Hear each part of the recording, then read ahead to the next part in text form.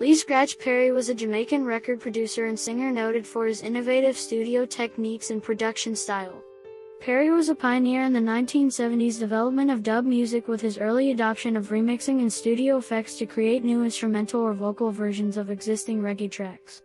He worked with and produced for a wide variety of artists, including Bob Marley and the Wailers, Junior Murvin, the Congos, Romeo, Adrian Sherwood, Beastie Boys, Ari Up, The Clash, The Orb, and many others.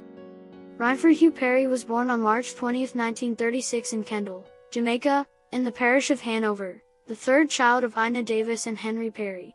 His mother had strong African traditions originating from her Yoruba ancestry that she passed on to her son.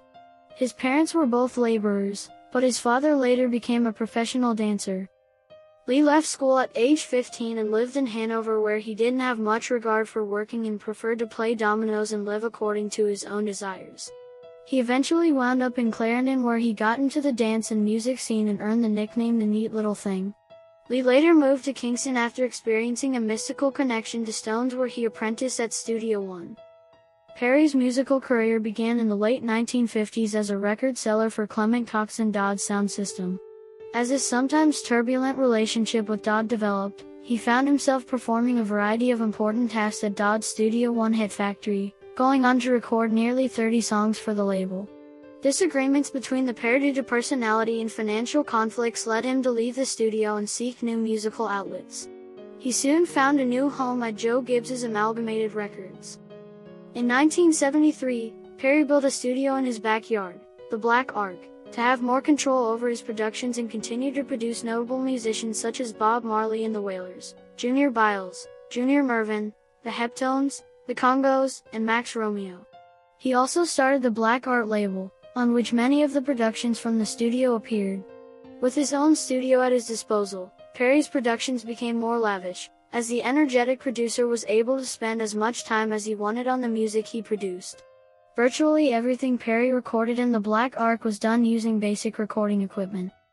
Perry remained behind the mixing desk for many years, producing songs and albums that stand out as a high point in reggae history. By 1978, stress and unwanted outside influences began to take their toll. Both Perry and the Black Ark quickly fell into a state of disrepair. Eventually, the studio burned to the ground. Perry has constantly insisted that he burned the Black Ark himself in a fit of rage. After the demise of the Black Ark in the early 1980s, Perry spent time in England and the United States, performing live and making erratic records with a variety of collaborators.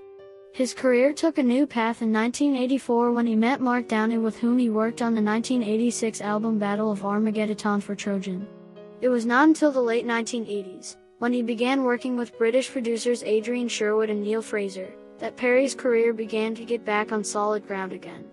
Perry also attributed a later resurgence of his creative muse to his deciding to quit drinking alcohol and smoking cannabis.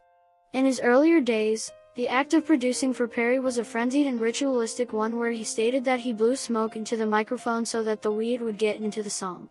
Perry stated in an interview that he wanted to see if it was the smoke making the music or Lee Perry making the music.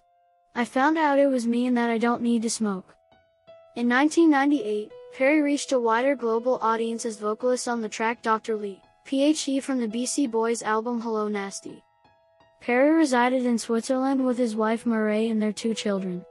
He had 4 other children by the names of Cleopatra Perry, Marcia Perry, Omar Perry, and Marvin Perry in various parts of the world.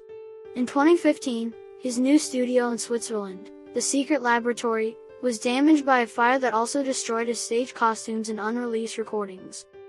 Perry died on August 29, 2021 at a hospital in Lucy, Jamaica from an unidentified illness.